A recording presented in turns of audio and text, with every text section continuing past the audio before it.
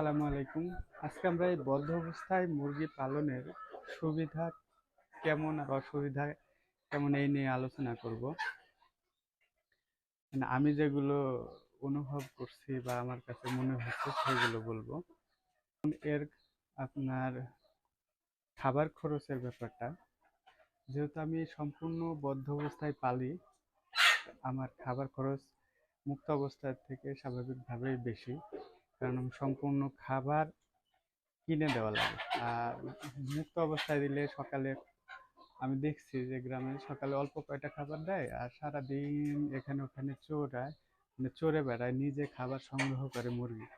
কিন্তু আমার তো সম্পূর্ণ নিজের মানে কেনা খাবার দেওয়া লাগে। এই চার দেওয়ালের মধ্যে তারা থাকে আর এখান থেকে খাবার তারা খায়, মানে আমি যা দিই সেটাই। যেহেতু দেশি মুরগি রোগ স্বাভাবিক কম অন্যান্য মুরগির চেয়ে, দেশি মুরগি হিসাবে বদ্ধ অবস্থায় আমার রোগ কম হয়, কিন্তু অন্যান্য মুরগির ক্ষেত্রে কিন্তু রোগ খুব বেশি হবে। টনকজান দেশি মুরগির, তাই এর রোগ সুবিধা হচ্ছে কি, এর রোগ হলে আমি খুব দ্রুত বুঝতে পারি। মানে আমি যেহেতু দিনে 4 থেকে 5 বার এর ভিতরে আসা লাগে, 3 বার তো খাবার দিতে আসি, এছাড়াও ডিম সংগ্রহ করার জন্য বা কিছু দেখলেই আমি ভিতরে এসে দেখি। এর জন্য কোন মুরগিটার কি হচ্ছে এটা আমি বুঝতে পারি। আর যদি এটা মুক্ত অবস্থায় হতো তাহলে আমি সকালে ছাড়তাম, একবার খাবার দিতাম হয়তোবা, আর খুঁজেই পাইতাম না মুরগি কোথায় আছে, সেই সন্ধ্যার দিকে আসলে উঠাই দেওয়া শেষ। আর আরেকটা হচ্ছে আপনার ডিম সংগ্রহ। এখানে আমার এই মুরগির জন্য কিন্তু আমার ডিম সংগ্রহ বলতে কি আর হারানোর সম্ভাবনা থাকে না। কারণ আমি এই যে কয়েকটি খাবারের জায়গার ডিম পাড়ার জন্য জায়গা রাখছি, যেখানে ওরা মানে ডিম পাড়ে, অথবা বাইরে পারলেও এর ভিতরেই পারে।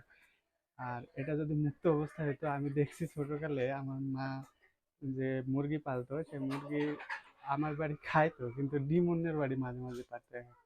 কারণ এক একবার যখন এটা তো কুচে হয়ে যায়, কুচে হওয়ার পর আবার নতুন ভাবে যখন ডিম দেয় তখন এরা অনেক শব্দ করে, এবং ডিম পাড়ার জন্য জায়গা ওর কাছে যেটা অ্যাপ্রোপ্রিয়েট মনে হবে সেখানে গিয়ে পারবে। তাই যেখানে থাকে ওখানে নাও পারতে পারে, অন্য কারোর বাসায় কোনো ভালো জায়গা মনে হলে সেখানে পারবে, অথবা বিচালি পালার মধ্যে পারে। এই হচ্ছে ব্যাপার, কিন্তু আমার এখানে সম্পূর্ণ ডিম আমি কিন্তু পেয়ে যাই। হচ্ছে শিকারীর হাত থেকে রক্ষা, যেমন বন্য প্রাণী বা কেউ শিকার করলে, এটা হচ্ছে যদি আমি মুক্ত অবস্থায় পালি তাহলে আমার এটা কিন্তু এই যে বন্য বিড়াল যেটা, ওটা খুবই আক্রমণ করে। তাছাড়া শিয়াল যদি হচ্ছে মাঠের আশেপাশে হয় তাহলে শিয়ালে কিন্তু এই মুরগি ধরে নেওয়ার সম্ভাবনা আছে। কিন্তু আমার এখানে আলহামদুলিল্লাহ সম্পূর্ণ সিকিউর। মানে যারা আমি আমার মতন যারা বদ্ধ অবস্থায় পালে তাদের জন্য শিকারী অথবা বন্যপ্রাণীর হাত থেকে মোটামুটি হচ্ছে নিরাপদ। এর যে মাংসের গুণগত মান, এটা কিন্তু মানে স্বাভাবিক চড়ে বেড়ানো মানে মুরগির চেয়ে কিছুটা কম হবে। যেহেতু আমি বদ্ধ অবস্থায় পালি, কিন্তু এটা আমি যেভাবে পালি আসলে এটা গুণগত মান স্বাভাবিকই থাকবে আমার কাছে মনে হয়। যেহেতু আমি ভুট্টা ভাঙা দিই, লেয়ার লেয়ার 50% দিই, ভুট্টা ভাঙা 50% দিই, এর আগে বলছি। তারপরে হচ্ছে আপনার ওই যে ব্রয়লারের খাবার অল্প কিছু দিই, আর খুদ দিই, আর সাথে ধান দিয়ে, যে আজকে দিলাম গম।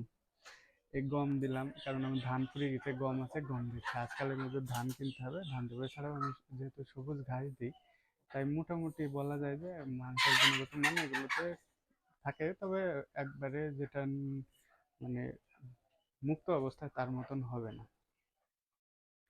তাই শেষে বলা যায় যে মানে আমার আমার কাছে যেটা মনে হয়েছে যে বদ্ধ অবস্থায় যদি বাণিজ্যিকভাবে পালন করা যায় তাহলে বদ্ধ অবস্থা ঠিক আছে।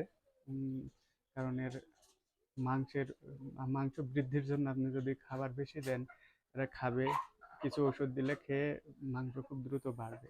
কিন্তু আর যারা স্বাভাবিক নিজেদের সংসার, মানে আমার মতন, কিন্তু আমার জায়গা কমের বলে আমি সম্পূর্ণ বদ্ধ অবস্থা পালছি। মানে মানে বাণিজ্যিক না, এমনি নিজেদের মাংসের চাহিদা পূরণের জন্য হলে আমার মনে হয় মুক্ত অবস্থায় পালাই ভালো। এতে খরচ কমবে এবং ঠিকঠাক থাকবে, আপনি হতাশ হবেন না।